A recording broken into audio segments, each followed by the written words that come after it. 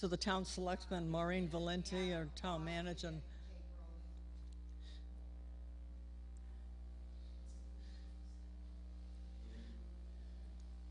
Okay.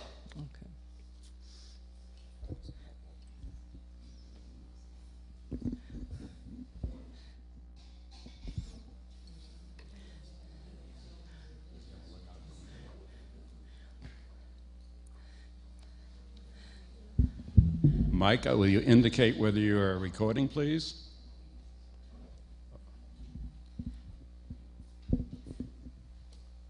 Okay, Yes. all right. We had the video showing our thanks to the town selectmen, Maureen Valenti, our town manager, Mark Thompson, the information specialist, and all the town employees for their part in enabling us to have such a great site for our programs, office, museum, and storage. I want to thank also the officers, Ursula, Deborah, Ruth, and also the trustees, Ellie, Betsy, Beth, Esther, Joan, Nancy, Tony, Joe, John, and Stuart for their great support in the past 2 years, and also to our many faithful volunteers, especially Chuck Zimmer, Peggy Fredrickson, John Veely, who built stairs to enable us to go from the auditorium up to the stage upstairs, and Terry Keeney for installing a new floor in the lavatory of the office upstairs. And we want to thank Ernie Beers for all his work, and Mary Trubiano, and our authors from Your Loving Son, Mary Ellen Hoover, Ellen Needleman, and Diane James, the Thursday morning group, Judy Mara, Joan Scow, and Ellen Morgan, as well as the other volunteers, Sally Barrett, Joe and George Kieswetter, and all our greeters, and a special thanks to all the people who brought in such tasty refreshments during the past year. Also, we want to acknowledge our devoted intern, Katie Saltade. Please stand, Katie. Okay. We have a little acknowledgement for you. Thank you very much for all your work, and good luck in the future. Thank you. Okay. Katie came from Simmons College, from their internship program, and has been here for how many hours? We couldn't count them. Katie. She had 60 hours to do originally, but she's come back not under the internship program just because she likes it. It's a challenge. Thank you.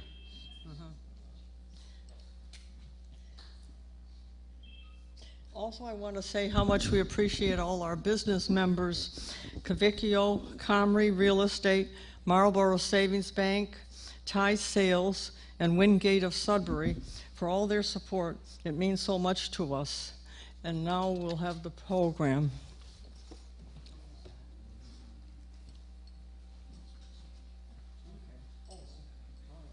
Peggy, we have the certificate for our appreciation.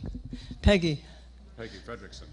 A former president and devoted volunteer.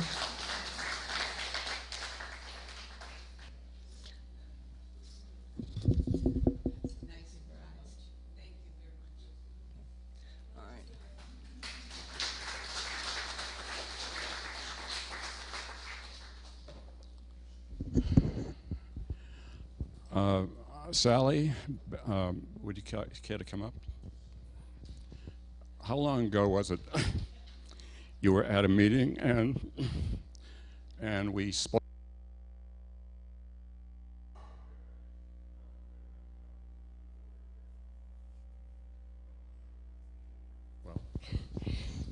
In September 2010, Okay. there was a program called Ancestor Day of the Fairbanks family, which focused on the Fairbanks in Dedham. I hope everyone can hear me okay. Closer? Okay. At that time, there were the diaries, which are here now, were on display, and Lee Swanson asked if anybody would be interested in transcribing them or helping to transcribe them. I sort of focused on helping and thought, yeah, I could do a little, it'll be all right. And I showed up and he said, guess what? You get to do them all. So I did. It's taken 18 months. The diaries cover the period from 1870 to 1902. There were 26 of them. 8 years were missing. The last entry was April 15th, 1902, and Mr. Fairbanks died in December of 1902 at 83, I believe. He had just turned 83. The years teach us much which the days never know. Ralph Waldo Emerson. That's been on the sign outside of the Unitarian Church for a few weeks now. And it really resonated with me because going day by day through these diaries for year after year after year and pretty much doing the same things. The diaries are not about how he felt. It's not about who he liked. They were about his everyday activities.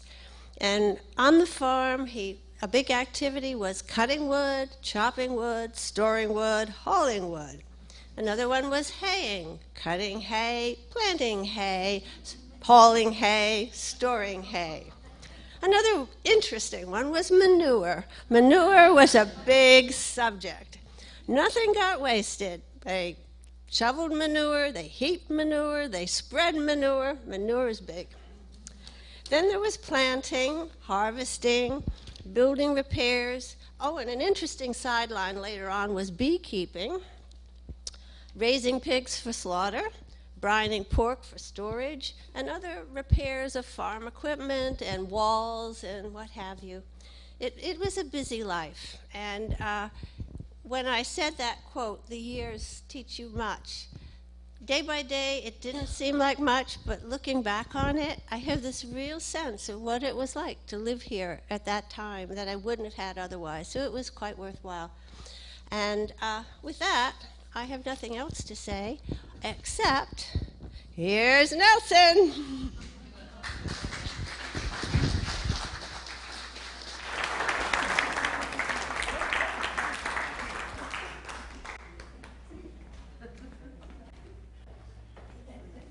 Well, nice to see you all here.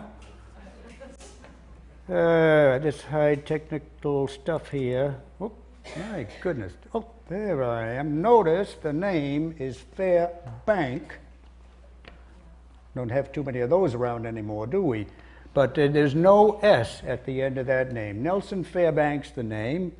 And she talked about all of this cutting hay and all this sort of stuff. Well, I tell you, what's been difficult is hanging out there at across the street. I've been out there since 1902 at the Mount Pleasant Cemetery, and I thought it was tough sledding being out there all this time. So I'd like to also thank Sally for taking my funny penmanship and making it so people can figure out what I'm talking about. Now that's where I've been hanging out since 1902, if you'll note here, Nelson Fairbank, that's the name. And I've been up there with my my lovely wife, Susan. And Susan's a Hunt by birth. And Susan and I have been there for quite a while. Other folks that have been up there with me are my daughter Hattie. Hattie was up there in South Windham, Maine, and she married Clint Hooper.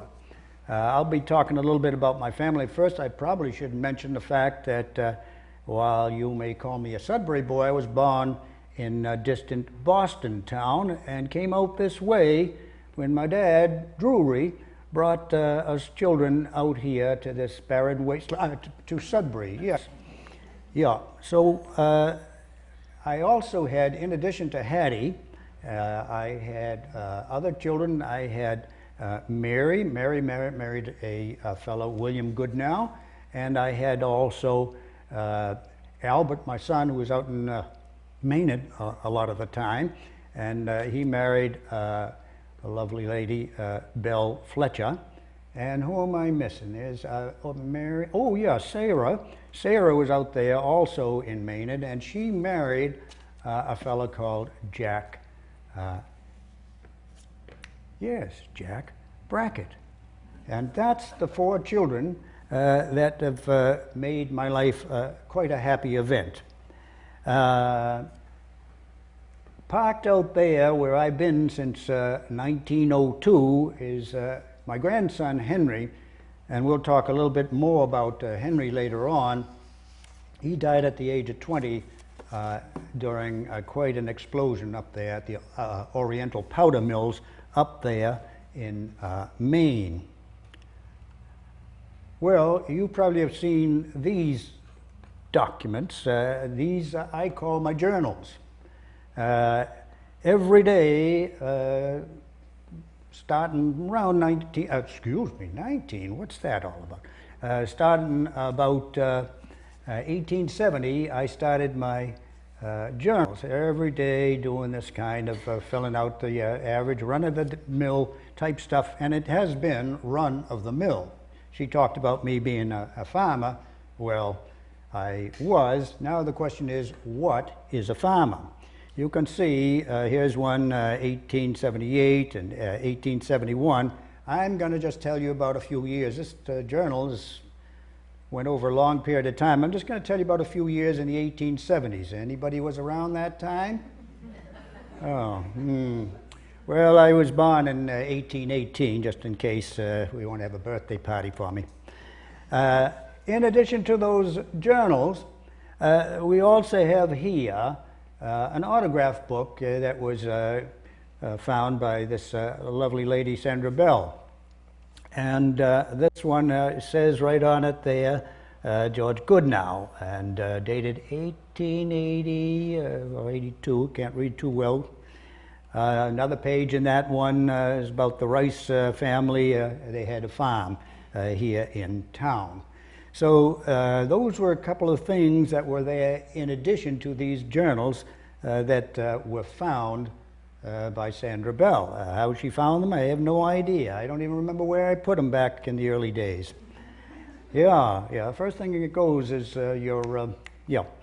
In any case, here we have a record, and I show you this record here because it records my wedding to this lovely lady, Susan Hunt. I always refer to her as my wife.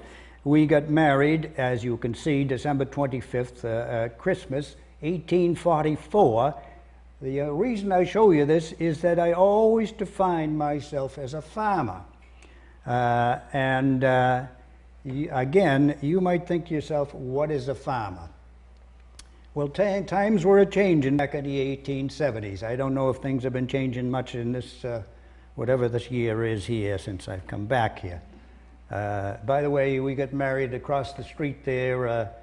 Linus Shaw was the fella who married us back in 1844. Well, what was I doing? By the way, you can see somebody took those journals, so I don't have them with me. But I have made a few notes on these funny-looking cards here, and I'm going to tell you a little bit about the happenings. If you'll notice here, you have a very blurry map. But that's intentional. All that I want you to see here is that, if I can get this as a, does this thing work? Yeah. There's a route here. I was out here in the northwestern part of Sudbury, and I would go and take the express, which is a kind of a carriage, into Boston, and then we would go and take the boat up to Portland. And I would visit my daughter, Hattie Hooper, and I'm going to move ahead here so you can see it a little better, because what does a farmer do? Well, in 1870, I was working on the railroads all the livelong day, you might say. Yeah, I was working for the Portland and Ogdensburg Railroad, a railroad that went starting in Portland, as it sounds, and going out to Ogdensburg, which is in the northern part of New York State, near Potsdam, New York. And if you really look closely here, you will see all of these different towns here. I can point them out here maybe to you. Here's South Windham, where Hattie lived, my daughter, and her husband Clint Hooper. Here's Gambo, and Gambo Falls is where the Oriental powder mills were, making gunpowder. The Hoopers, many of them worked for the powder mills there. And as you head west, I don't know if you know where Sebago Lake is here, a pond. You head west, and when I was working on the railroad, I was usually working in the Baldwin area. West Baldwin is here. So I would go to my daughter and then go west.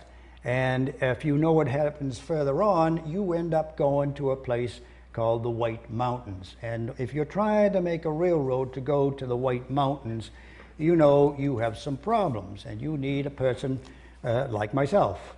A farmer, yes, but I was doing stonework because you had to have some ground laid here for this type of happening. I don't know how much things have changed to whatever this year is you're talking about these days, but I'll read some of the things from my journals. January the 1st, 1870 was a Saturday. I went to work on the railroad at West Baldwin. I was working on the railroad and buying railroad bonds as well, kind of investing a little bit in my future. Now, I'm a rambler, and I'll go back and forth a lot. That was what I was doing in my life, and that's the way I learned to talk, rambling. Yeah, December the 23rd, 1870, I bought a coat, pants, vest, and hat, and I paid $25.75. Now, I'm sure prices have come down now, because interesting. I don't know. That's what I would have figured. As you get more industry, usually the per unit costs come down.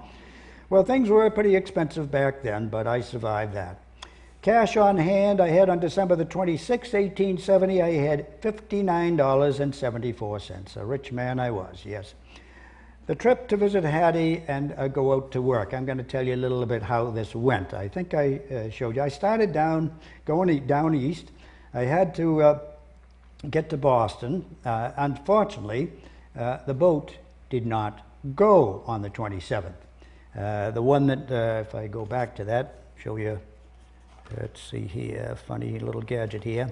The boat didn't leave when it was supposed to. So I had to go back from Boston back to my sister Nancy out there in Waltham. So I go out there, and then I was going to make my trip out to further along. So I went to Boston on the 28th rather than the 27th that I had hoped for, took the boat to Portland, out to South Windham, and stayed at night at Hattie's, my daughter. Now, what does this cost? Probably similar to what it would cost today. I took the express, we call it the express, you probably call it the stagecoach, and headed out to Concord. That cost me 25 cents. Yes, that's inflation for you, all right. Then I went from Concord to Boston. I took the cars, and I know you people don't use the terms we used back then. You probably call it a train. It cost me 60 cents. Then I was in Boston for a while, paid 75 cents, you know, the big city. Took the boat, that cost me $1.50, Boston to Portland.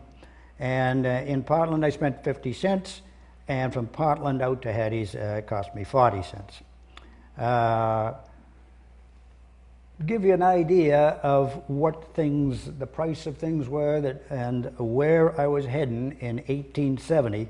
By the way, things were going on. I told you the Hoopers, they worked for the Oriental powder mills, and in February the 20th of 1870, the powder mills at Gorham blew up, killing one man. We'll be talking more about that as time goes on. Let me move ahead here. This is the kind of traveling we did on the Portland and Oregon. Ogdensburg, what am I talking about, Oregon?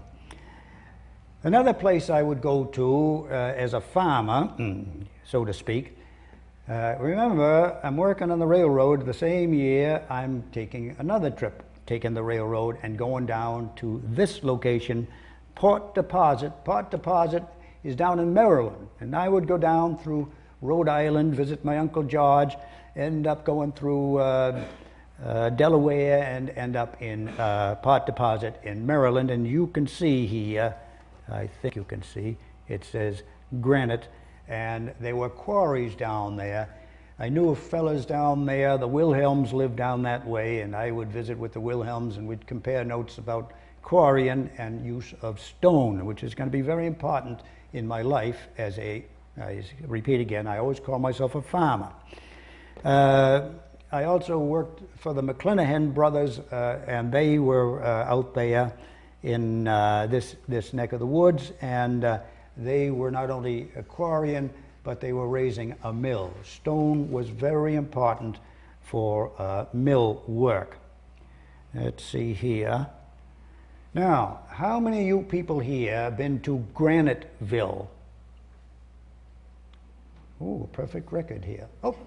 Oh, yes, Sally, you've been there. And you know that this is in a distant state we call Massachusetts. Yes, Graniteville is a part of Westford in the state of Massachusetts. Pardon my voice here, you know, it's not easy when you've been dead since 1902. And it says here, the mill pond at Graniteville. Well, there's the mill pond right behind this stone identifying the place. And we'll be talking a lot about stonework and mills. And as we move on here, you can see in Graniteville, if you go up there today, go out to Westford, and you can go to this part, you can see a lot of the buildings were made with granite. And you needed some power to work factories such as these. This was a time of change. It was a change in my life. It was a change in the lives of many people. Things were really moving along. So you would build a dam here, and you would have blocked a river, in this case the Stony Brook, to provide the power for your mill. And it would go over a falls, and you would have the differential between the top of the falls and the bottom, the head and the bottom. And you would use this to run the engines to make this change in life. Not that there weren't mills before, but mills were getting more important and being used for more purposes. And in order to have the mill function, you needed a race. This is not the human race. This is a race, a channel or canal to guide the water one further back to the waterfalls to get the wheel turning, to run the bands that would turn the engines, and then to get the water away from the wheel, because otherwise it would actually slow down if you didn't move that water away. So if you look carefully, you can see this was the kind of work I was getting involved in, carving out this kind of stone and putting it to use. Here's a better look at it. If you didn't have some good way to guide the water through these races, through these channels, you didn't have a successful mill. I would visit the Cummingses out there, my friends the Cummingses. They had a stone yard out there in Graniteville, and this is the kind of the general area where it was, next to the Stony Brook. The Stony Brook is over to the left, and the pond, mill pond, is also over there.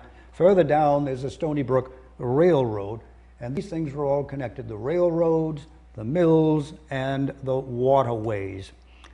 Now, this man's name here is Amory Maynard. Anybody here know where Amory Maynard came from? Yes, I see Susan out there. Someone who grew up on Marlborough Street in Maynard. He is from Marlborough. Yes, that's exactly right. Naturally, with a name like Maynard, he's from Marlborough. And you've got a pond there, Fort Meadow Pond, down there if you go towards Hudson. Good thing we have some people who know these very important facts. So Amory, he has some difficulty. The pond, Route 85 goes right by it. There was a restaurant there. What was that restaurant called?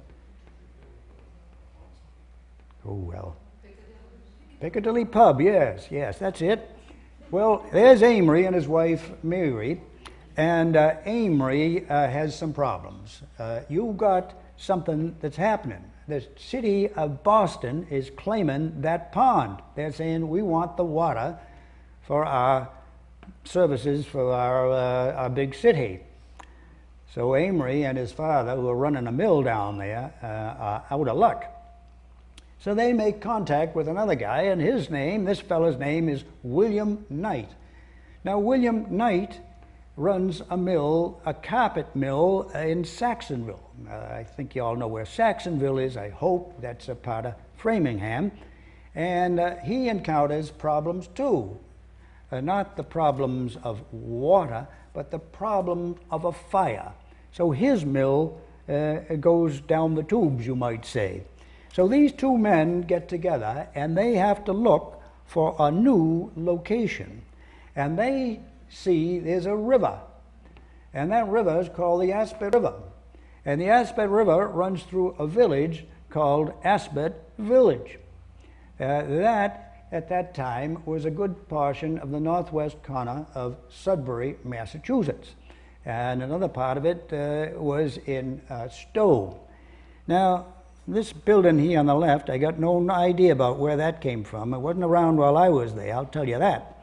So you got this pond here because you had a dam built. You had the Ben Smith Dam, and you could convert this running water into a potential by blocking it.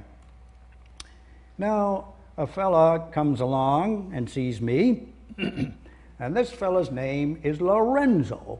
Lorenzo Maynard comes up to me and says, "Hey, don't you want to do some work for us?" And I says, "Maybe." So finally, he convinces me to come over to that pond, and they're building. Amory started building long before I came around in 1870-71. He's out there. Amory and William Knight, they start in 1846, I would say, building their mill complex. And the mill complex has largely wooden buildings. But by the time 1871 comes along, they decide to go with brick. So they call on me. You still need a race. You still, not the human race again, this is like a canal, and you need stonework here. And I would go up the hill here. You got a hill here named after a tree. What's that tree's name? No, not walnut. No. Elm? No. Well, in any case, you keep on guessing all these trees. I'll move on. You would go up. I'd go up that there and get wood from this hill over here, and in addition, I'd get stone from the side of the Aspet River, which had high banks, which is very helpful in addition. I also got to working on this building, which wasn't here until we started working on it in 1871. This building, I think now is called Building 4. We had various amounts of buildings during the history of this mill.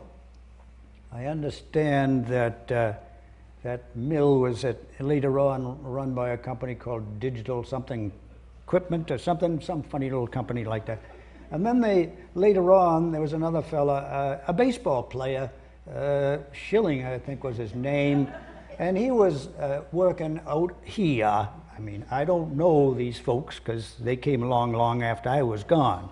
But I was building the foundation for this building here. A little closer look.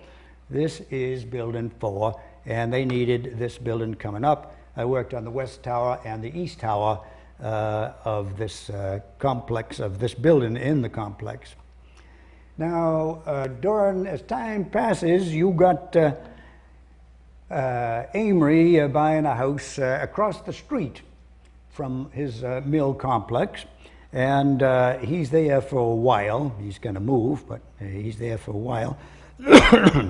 And then his son, Lorenzo, has this other house all across the street from the mill complex on Main Street. Eventually, they would be hitting the big time, and the population, by the way, would be growing. The population of Maynard, what would be Maynard, was Aspet Village, grew to a size actually larger than the mother country, which I would call Sudbury and Stowe. Lorenzo and Amory moved to the top of the hill, and this is Lorenzo's house, still standing, but today it's on a street, I think they call it Dartmouth Street, and it's now multiple apartments. The more elegant building is no longer there. That was Amory's building. Now, Lorenzo called on me to work over at the mill. He also, we dealt with each other quite a bit, and what happens here is that he asked me to take care of the tomb. Now, the Maynards had to have a tomb out there, Glenwood Cemetery, and the doors wouldn't shut, and he called on me to provide some help to get those doors shut. So I was doing lots of little jobs as well. This doesn't mean that what Sally told you was wrong. Even though I was living out in what would become Maynard, I was planting gardens, and I'll show you a little later where that was. Again, here you see the mill complex here, and oops, there it is. And you see this clock. This clock was provided by Lorenzo. Lorenzo Maynard, the son, he and his father were both called superintendent, agent at different times, but what that really meant was they were the bosses. And Lorenzo said, we need a clock here, we want to get the people here on time, we want to have curfews, all of those wonderful things that you can do when you're the boss. So, in fact, I understand this place is now called Clock Tower Place. Probably after Lorenzo's clock. Again, here's my building over here. Now, things are a-changing. Amory's got more and more power. He's had some tough times. You had, I don't know if you people ever have recessions and the like. Well, they had a panic in, I think it was 1857, 59, somewhere around there. And the mill complex doesn't do well then, but started making recoveries after that, especially into the 1860s.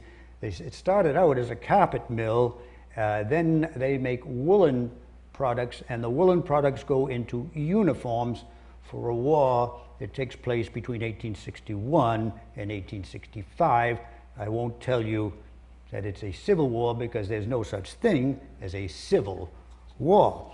But they make some money at that period, and later on they start doing civilian clothing.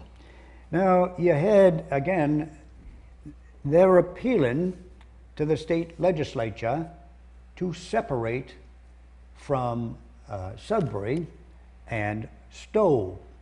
Now, you young folk might not know what was happening in 1780. No. In 1780, you had another situation where what's a town and what ends up not being a town. You had something called East Sudbury and something called West Sudbury, and what happens is you got a river that keeps parishioners from going to their church. And so eventually East Sudbury becomes something called Way Land, and West Sudbury becomes what this is here, called Sudbury. And it's thanks to what happens on April 19th of, when was that? It was in 1871, as I remember.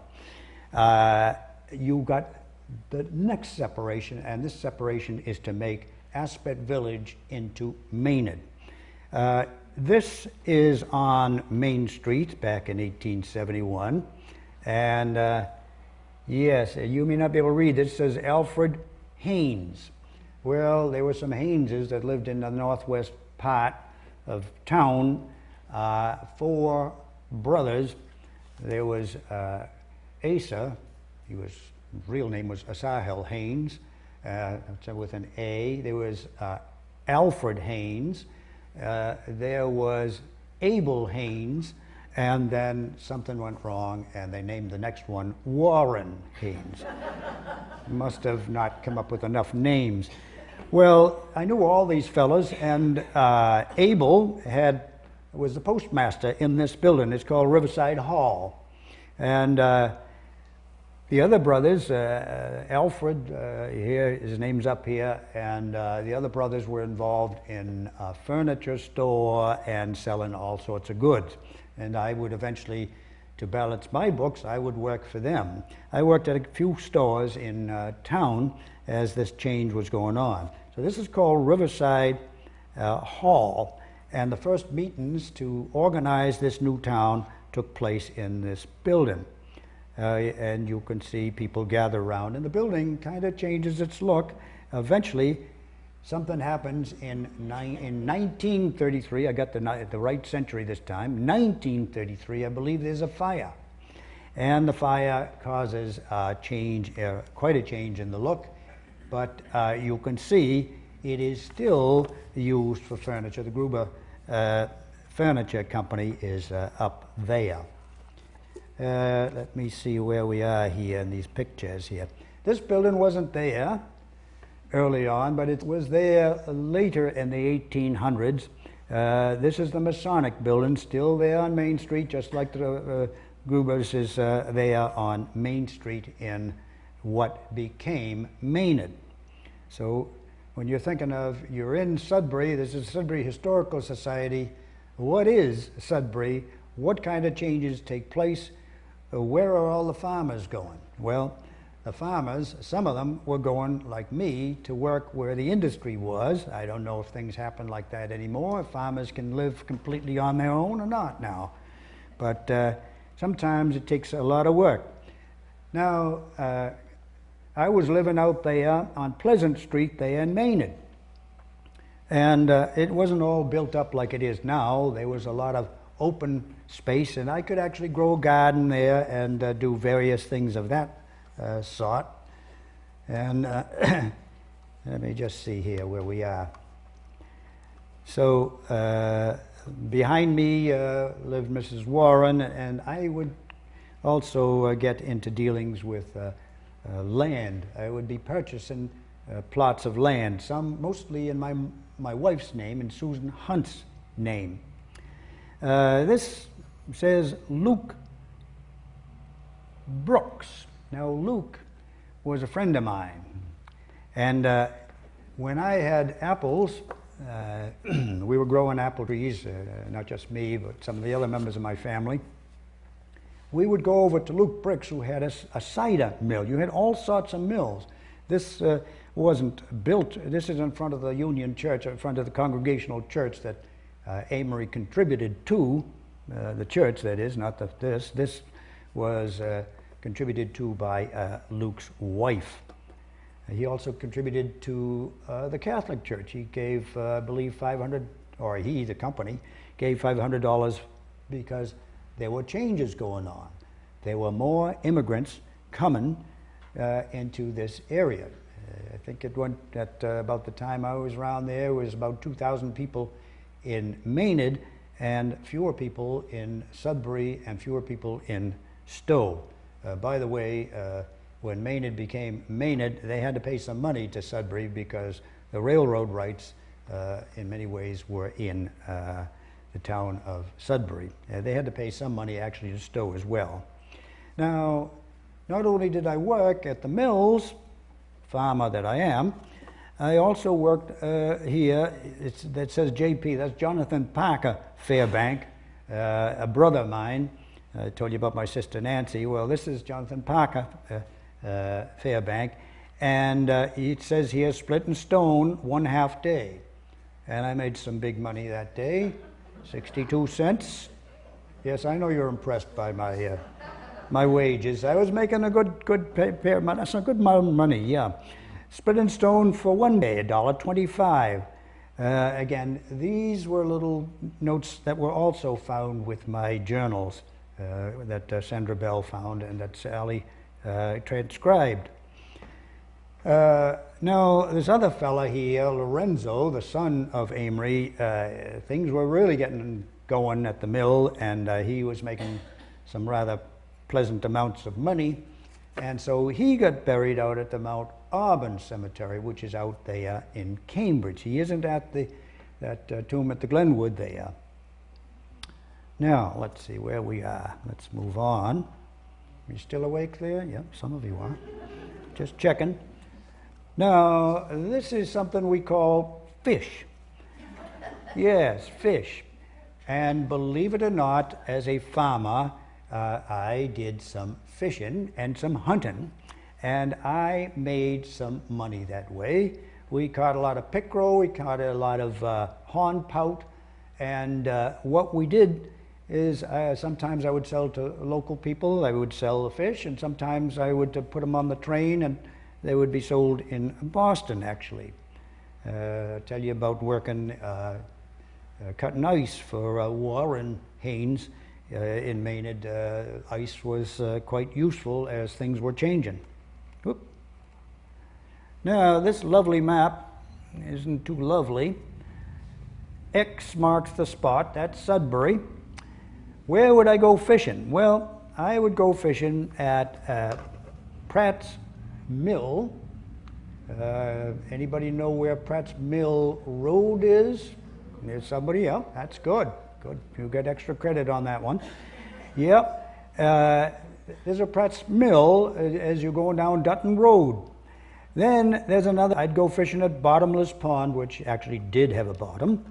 And I would go to Puffer. Some of these, by the way, had mills as well, but these were smaller mills. Most of the people here in what's now called Sudbury were still doing mostly what I would call farming. Not that there weren't any small mills, they were.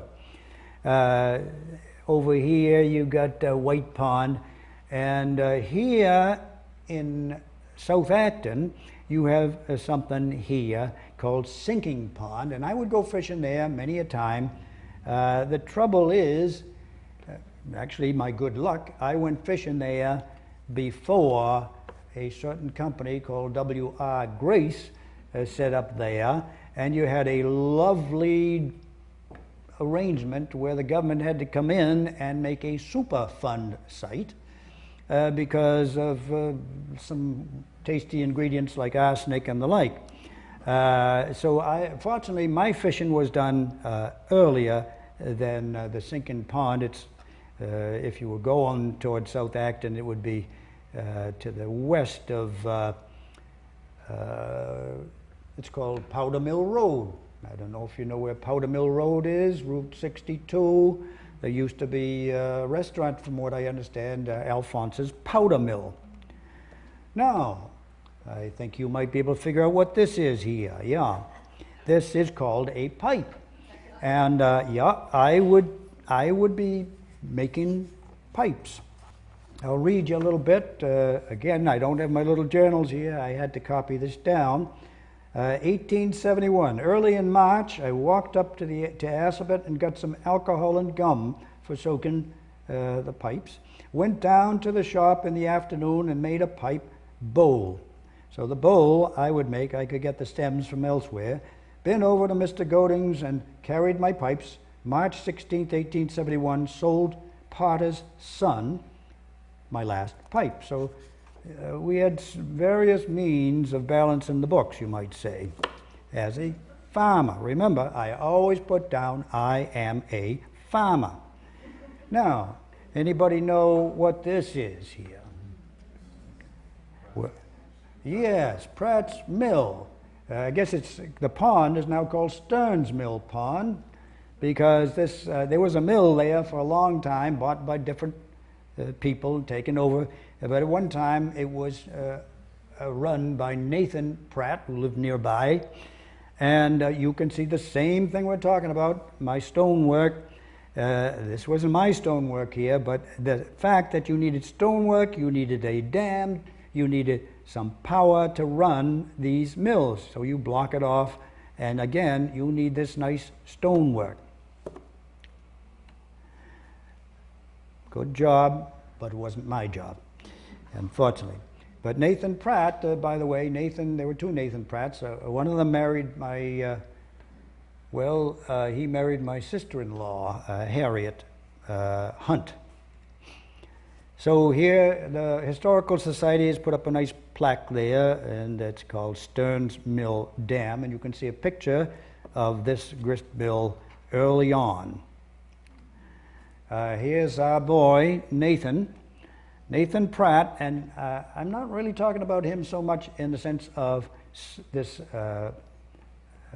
Pratt's Mill, but of something that he would get involved in, and that was a very large mill complex with many mills.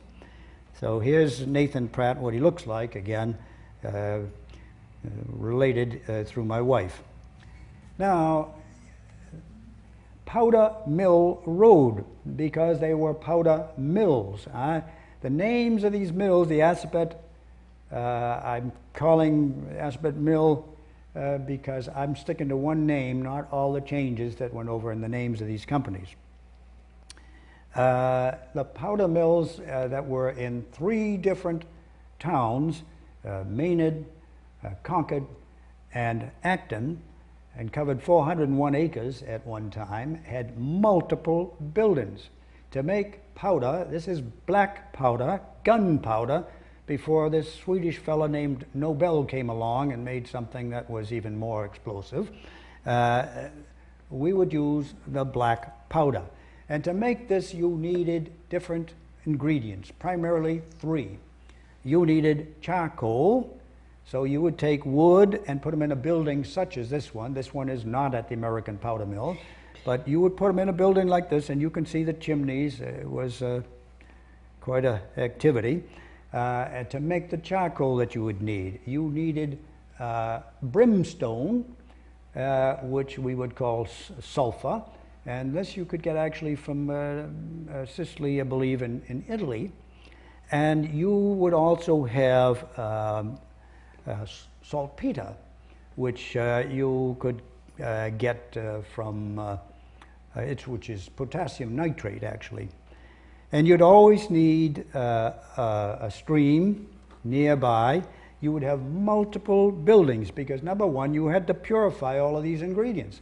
And each building would do something. This would be just for charcoal. Again, you need one for the purification of the potassium nitrate, the saltpeter, and for the rest. You would have several buildings. You would grind this up. You would take it and you would make it into a green cake, which is kind of the raw materials just mixed together. You would add water, and you would make it, you'd press, you'd have a press house, a press building to press the water out of this. The water was there, so you didn't have what took place anyway, explosions. And then so you'd press that water out. You'd have glazing mill. These are multiple mill buildings. So when we're talking about, it's mills, not mill.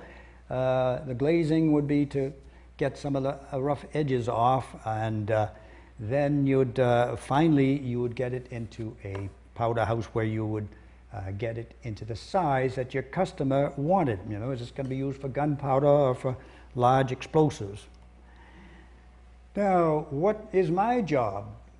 What does a farmer do? At a powder mill, he has a blast. Yes, I know. No, he basically is going to work in a sawmill. That's where I was working, at the sawmill. Multiple buildings there, down there in South Acton, primarily. The sawmill building was one of the oldest ones. And it might be from above, might be below, but you'd have water coming in. It would turn the wheels like this, and this would turn you could call it an axle. I've reversed this so you could see the thing. You have a gate here, and within the gate you have a saw. And the saw is within this gate, and above it you have the pitman arm. This arm here Originally, these things were done by hand. There'd be a guy down in the pit pulling down, but now with the water power is very important, water and all I've been talking about, this would go up and down. And you would have a log, multiple logs actually, and you would put the log on a carriage such as this, and the log would be locked in, and you had to move that log, or you would just have one slit. The saw would never move. The log would never move through the saw. So you had something called a rag wheel, a ragged wheel with all of these little cogs here and an arm. So this would work kind of like a clock, moving this slowly forward so you'd get a board. And once you got it through, you had to push that carriage back. And if you don't succeed at first, you try again, and you got a whole bunch of boards coming out of there. And these boards, what would you use boards for at a powder mill? Well, multiple purposes. Number one, you had some rather difficult events, you might say, called explosions. If you were living as Mr. Thoreau was living there in Concord, you would make note in your writings about explosions going on. Remember, some of this was in Concord, some was in Acton, some of it was in Maynard. There would be explosions, and he would write about these things. They would be going on all the time. So, okay, I've showed you the charcoal house. Just want to make sure that we cover everything here. All righty. Let's go on to number 42. This is not at the American powder mills, but I want to show you it anyway. This is in Maynard at the Aspet mills. They would have the logs in the pond. This is the pond in Maynard, and keep them wet until they were being brought in to be sawed. So you've got this mill here. Now again, this is what happens to the Assabet River later on. You have this pond. If you go down Powder Mill Road, you will eventually see this pond, a damming up of the water at the where the American powder mills were to get power. A time of change when industrialization has already made Maynard into a separate entity from where farming continued here. You had a dam. This you can also see from the roadway on the left as you go down towards South Acton along Powder Mill Road, or Route 62, I believe it is called now. Now, these are the workers at the mill, nicely dressed. Now, they were hard-working people, but they were also people in danger because you would have these explosions going off. I lost a grandson. Henry Hooper died not at the American powder mills, but at the Oriental powder mills there in Gambo Falls in Maine.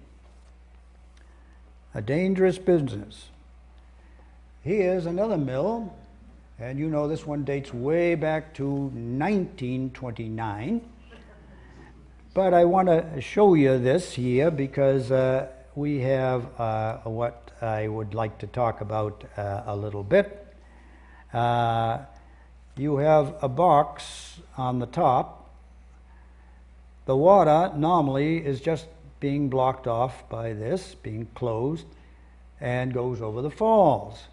But if you are inside this, and this was in many of these mills, you would have a little wheel to turn to raise or lower that box to allow water to go into these little shelves to continue on. And you would have a race down below to keep this thing moving. So I'm going to talk about a tough year for me, and that was 1873.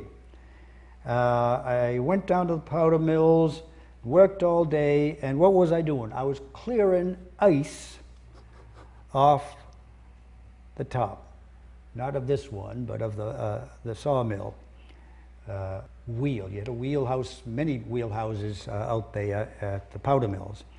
If you didn't clear that ice out in the wintertime, the water would not come through, that sawmill wouldn't operate.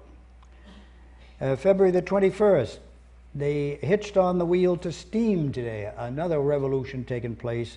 Steam, in that case, you'd have another device that was kind of like a tube that would carry the water into the steam engine. The old mill got the devil into it today and seemed to be determined not to run. I did not run it through a log, but twice after 10 o'clock. It broke down twice and would not stay mended, and I left it broke. Yeah, it wasn't always a fun job. This was a tough year for me. Eventually, we got it going, and on March the 8th, I sawed 2,146 feet of lumber. Those are board feet. That's a foot by an inch. That's a board foot. March 24th, I had no logs to saw, so I went to work and filed the saw and cleaned up the mill. Lincoln Pratt, another one of the Pratts, drawed in some logs, and I got the sawing at 9 o'clock, and at 11 minutes past 10, the press and kerneling mills blew up, killing 2 men and injuring A.G. Fay so that he died at about 4 o'clock p.m. The 2 men instantly killed were James Wentworth and a fellow by the name of Wagner. Again, this never ended. This explosion type happenings were going on forever. Worked 22 days in March. 22 days, I made $49.50. Yes, a wealthy man was I. Broke ground for the press house. Why was I working in a sawmill? Because when the press house blows up, you got to build a new press house, and you have to have lumber. And I would work on not only cutting the wood, but putting these things up. I also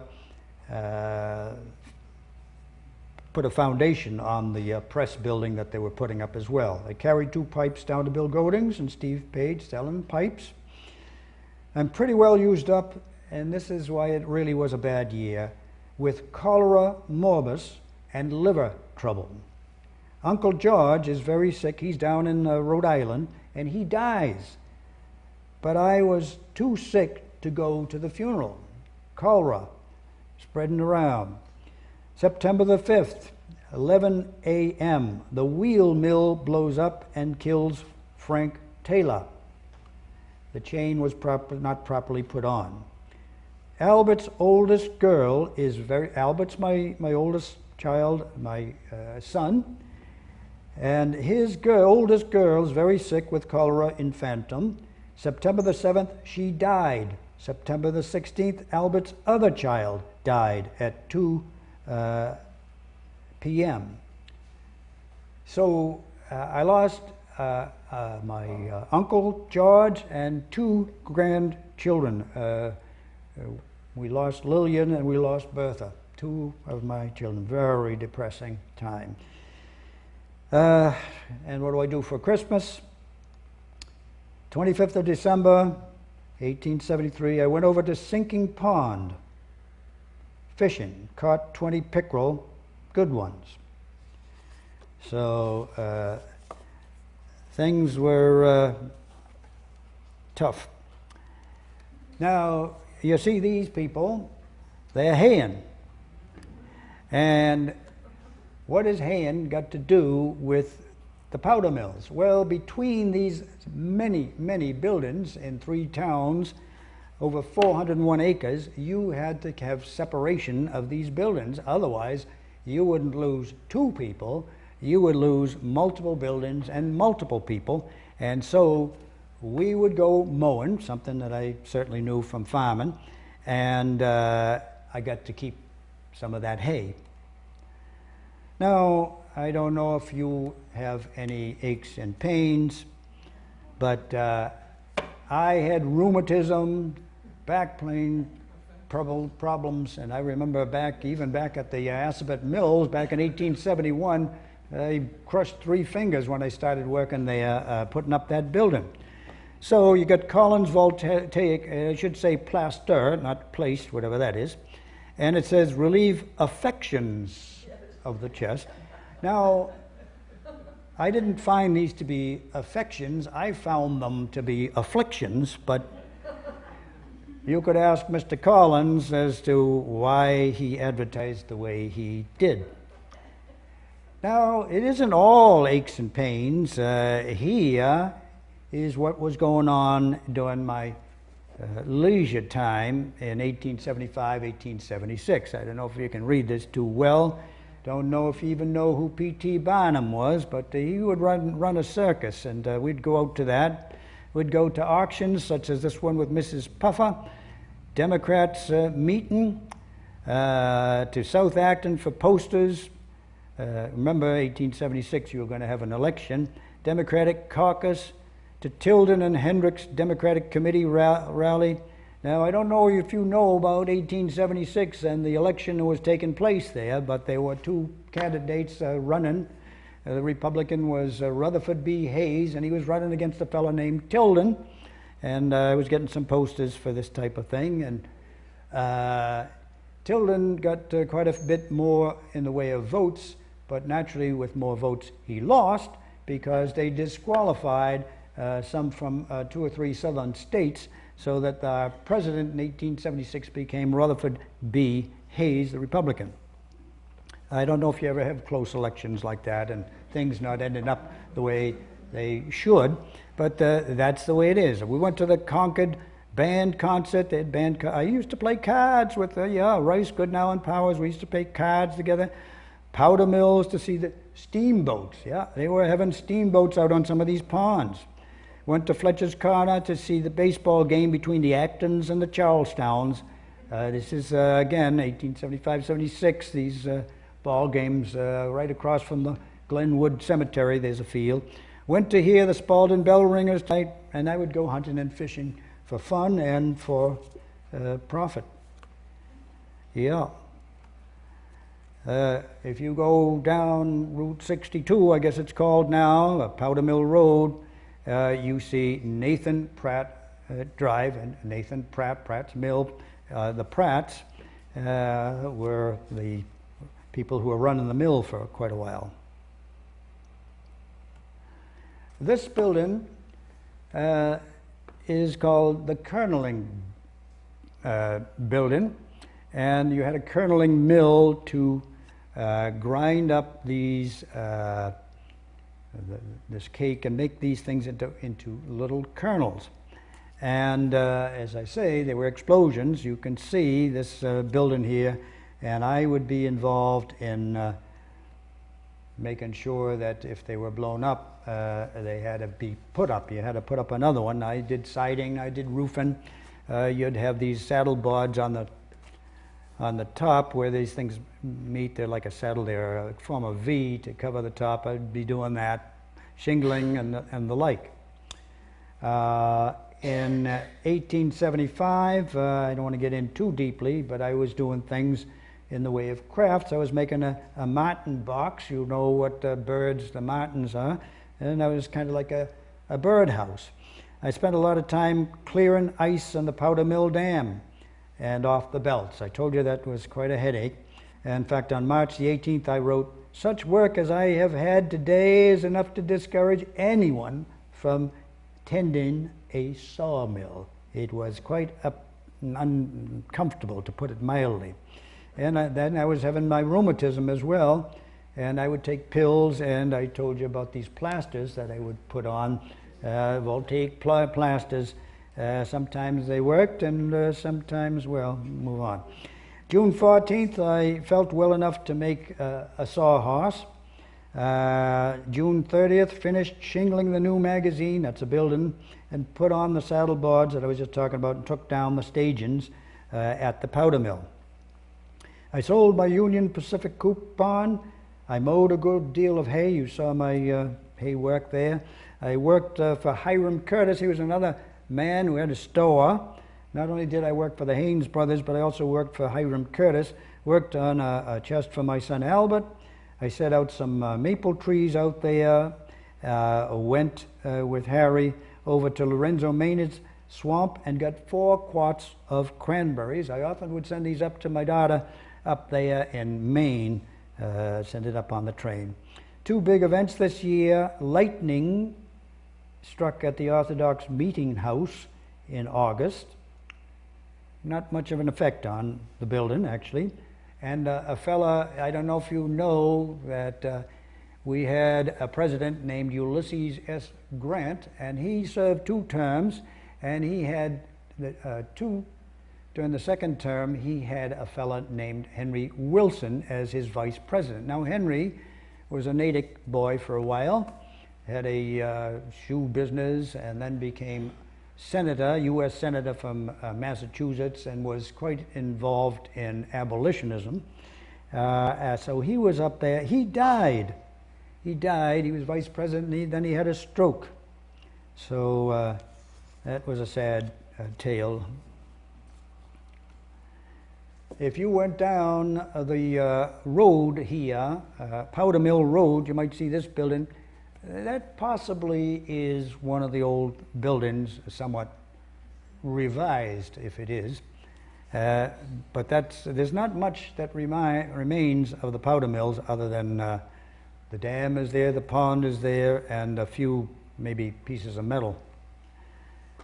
I told you that my grandson Henry died up there. Gambo was called later Oriental Powder Mills. He died in 1886. The third grandchild I lost. Life in the 1870s was not always easy. Another mill that was going, again, this was a time of change, and the change was taking place there in what became Maynard. You also had a paper mill.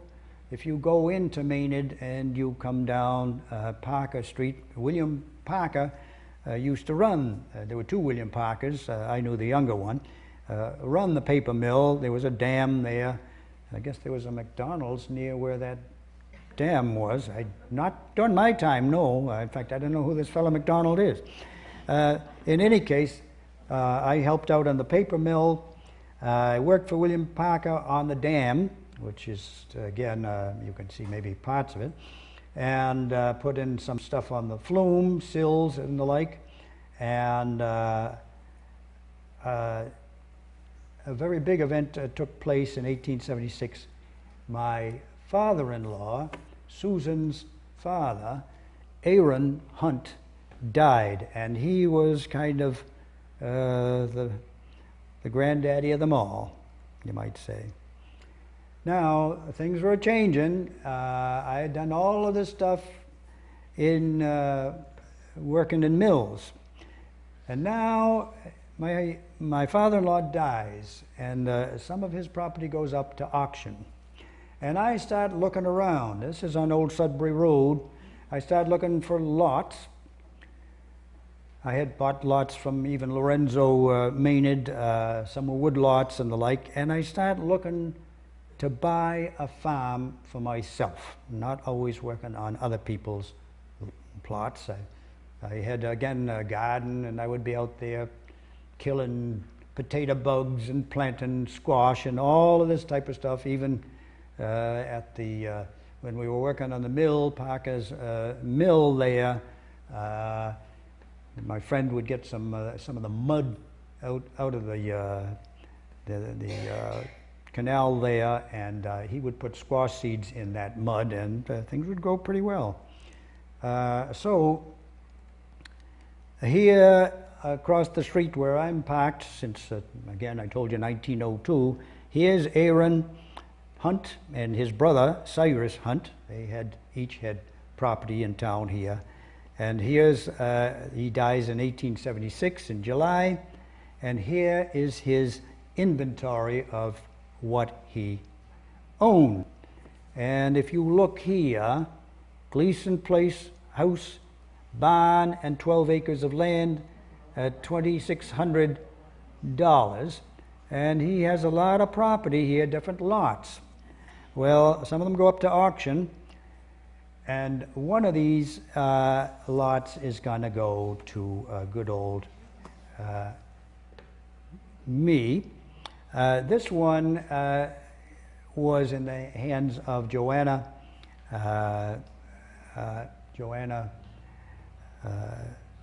Well, her middle name was Parker, and she became a Gleason when she got married, Joanna Parker Gleason. And she was from Carlisle, and she inherited through her father, who was involved. Both her father and grandfather were involved in the wars. The grandfather involved in the Revolutionary War, and the father involved in the War of 1812. And she has some money, and she is basically going to sell some of the property.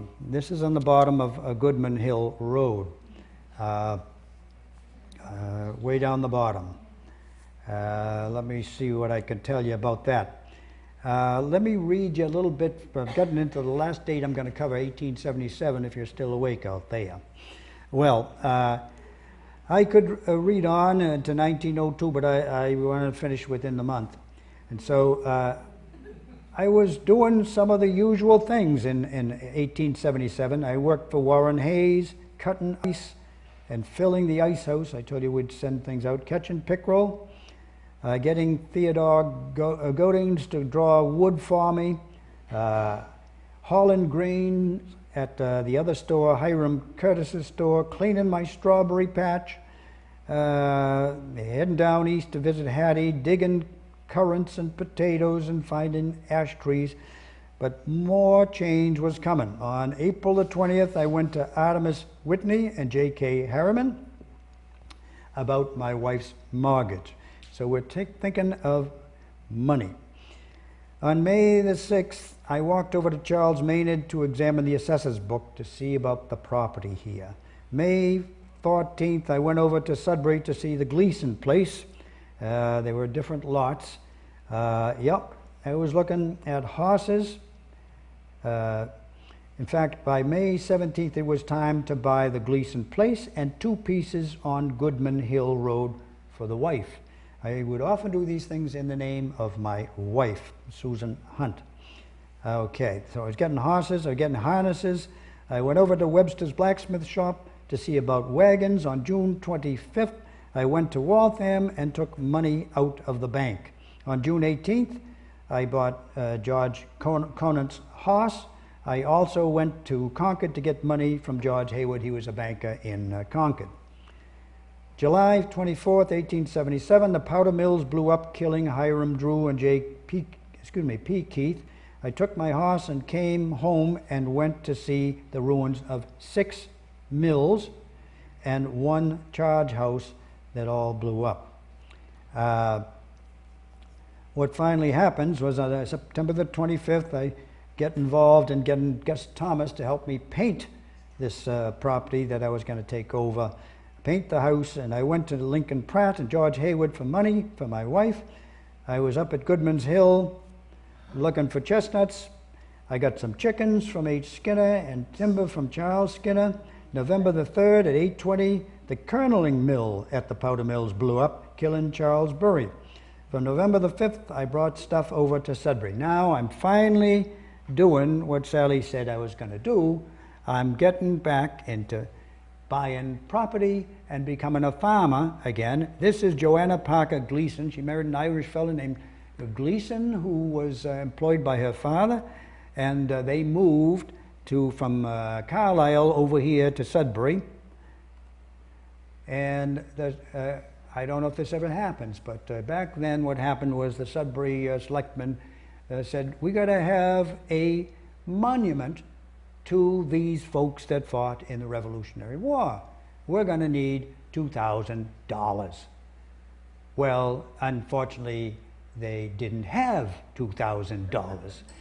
But fortunately, they did have Joanna. And Joanna had already given $5,000 to form the Gleason Library, which still stands in Carlisle. And so with the $500 from Joanna, plus the $1,500 that the town was able to raise, they put up this monument, which is across the way there, close to where I'm parked out at the Mount Pleasant Cemetery.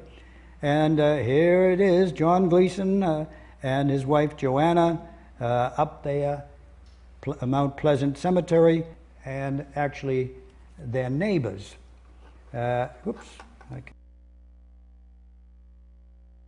Stone, the Fairbank stone, and this is the Gleason stone, so we're neighbors. Still, this is the Gleason Library as it looked back then. It looks very elegant today in Carlisle, if you're ever out that way. The farm down on Old Sudbury Road area, property spread out all over the place. We had different properties, and I was doing things like wood lots as well. I was chopping wood. I'd make $6 for a card of wood. I don't know what a card of wood goes for these days. Probably about 6, I'd imagine. My brother-in-law, Susan's brother, at the same time, since good old Dad died, Aaron Hunt dies, Horatio Hunt gets a farm, same year, 1877. And here it is. It's where the Our Lady of Fatima Church is, right here, thanks to Mr. Marsh and Miss Meenan, who came to our rescue and found a picture. And here it is of this area. And you might think, well, what's the difference between today and the 1870s? Well, you had a change in the population. You had a lot of immigrants coming in, and you had new churches. Eventually, this is going to become a church. This area down where it is where this farm was at Horatio Hunt had. Well, this is, I guess, just a little rundown of some of the things. The one I like the best is idler. There were a lot of days when I did nothing. When ice on the mill wheel, you do nothing, and you do a good job of it as well.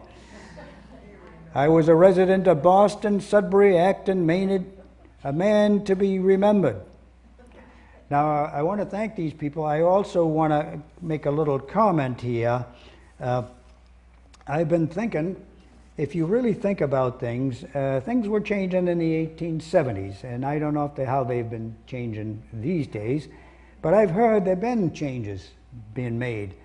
And it seems to me like people of this generation are looking to the past to build the future.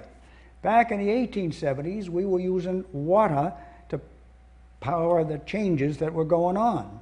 And I understand advances are being made so people can move forward by using the sun, using water power, and using wind power these days, kind of taking the great leap backwards to build a new future. So when you're thinking of what is a farmer and what is old and what is new, you might want to think of those things. I do want to thank all of these folks who have provided a lot of help to me, and then I also would be open to questions from the audience if my memory hasn't completely faded. So,